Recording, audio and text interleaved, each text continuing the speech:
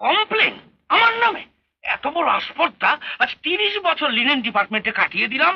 লাট সাহেবের বিছানা চাদর বালিশের হিসেব রেখেছি আমি, তারা কোনোদিন কিছু বলেনি, আর আজ আমার নামে কমপ্লেন? না মানে কাস্টমার কমপ্লেন করেছে যে গতকাল রাত্রে 1 নম্বর সুইটে বালিশ কম ছিল। কিছুতেই না। দাঁড়ান, যাচ্ছেন কোথায়? বালিশ কম?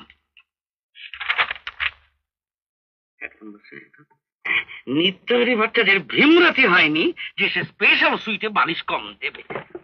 চলুন, হ্যাঁ চলুন তো, চলুন।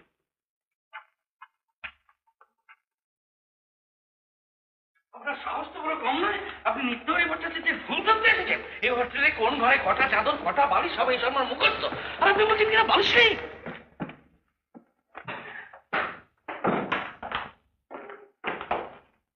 নিশ্চয়ই নেশার ঘরে মেঝেতে খেলাধুলো করেছে, তারা সব ভুলে গেছে। কিন্তু কাল তো ড্রাইতে ছিল। ড্রাইডেতে কলকাতা শহর বাউনের ঘরে বিধবা হয়ে যায় কিনা?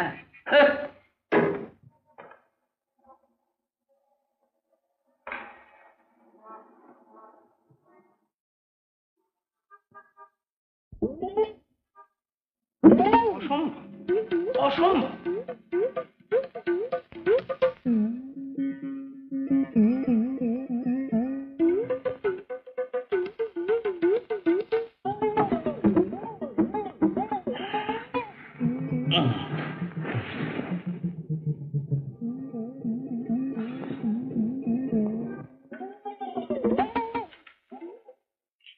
দেখলেন মশাই, আরেকটু হলে চাকরি গিয়েছিল আর কি। তখন কি কেউ বিশ্বাস করতো যে আমি বালিশ দিয়েছিলাম এবং সেই বালিশ নিয়ে ওরা মেঝেতে খেলাধুলো করেছিল? জানেন, বুড়ো বয়সের মেয়েদের কাঁধে যখন ভূত চাপে তখন নেশা লেগেই থাকে।